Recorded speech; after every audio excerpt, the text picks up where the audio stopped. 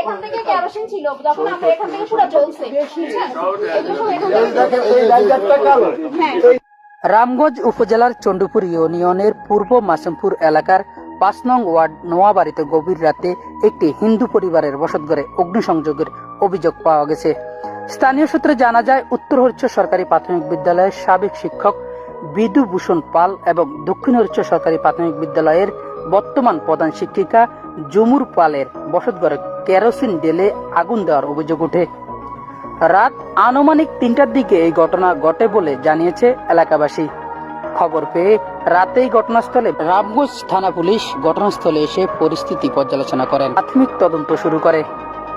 এ ঘটনায় কেউ হতাহত না হলেও ঘরের কিছু অংশ ক্ষতিগ্রস্ত হয়েছে বলে জানা গেছে। পরদিন আজ সকালে রামগঞ্জ উপজেলা হিন্দু বৌদ্ধ ঐক্য পরিষদের সভাপতি ঘটনাস্থল পরিদর্শন করেন। তিনি এই ঘটনার তীব্র নিন্দা জানিয়ে দোষীদের দ্রুত শনাক্ত করে আইনের আওতায় আনার দাবি জানান। গতকালকে কয়টার সময় ঘটনাটা হয়েছে? ঘটনাটা গতকালকে রাতে ৩টায়। আচ্ছা, তো এখন পর্যন্ত আপনার কি মনে হচ্ছে যে এখানে কি কেউ আগুন ধরিয়ে দিয়েছে নাকি ধরেছে? কেউ উদ্দেশ্য প্রণোদিত ভাবে, কারণ এখানে যেভাবে কেরোসিন বা সবকিছু আমি উঠে যতটা দেখছি, আমারও প্রথমে মনে হয়েছে যে হয়তো ইলেকট্রিসিটি থেকে হবে, কিন্তু আমি উঠে আমার ঘরের মেইন সুইচ অফ করছি, দেখলাম যে ইলেকট্রিসিটি কোনো ইয়ে না। যখন আমি দরজা খুলে বের হয়ে দেখলাম এই গেঞ্জি মোড়ানো কিছু খুব ধাউ ধাউ করে জ্বলছে, আমি এই আগুনের উপর দিয়ে ঘর থেকে বের হয়েছি।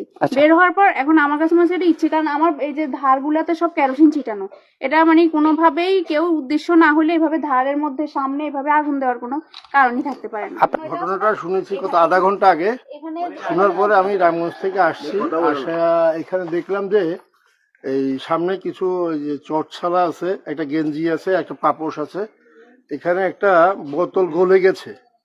এখানে যেটা দেখলাম ঘরের দরজাটা অনেকটা কালো হয়ে গেছে এবং কেরোসিন যে আরো দেওয়া হলো এটাও দৃশ্যমান। প্রাথমিকভাবে আপনি কি মনে করছেন এখানে কি আগুন ধরানো হয়েছে নাকি আগুন ধরানো হয়েছে? আচ্ছা, আগুন ধরে, তবে ভাগ্য ভালো তারা জেগে গেছে, নতুবা এটা শর্ট সার্কিট বলে চালিয়ে দিত আর কি। বৈদ্যুতিক লাইনের সাথে সংযোগ হলে তো পুরো বাড়িটাই জ্বলে যেত। আপনি এটা আমাদেরকে এটা নাশকতা মনে হচ্ছে, যে অবশ্যই এটার প্রতিবাদ জানাই এবং নিন্দা জানাই।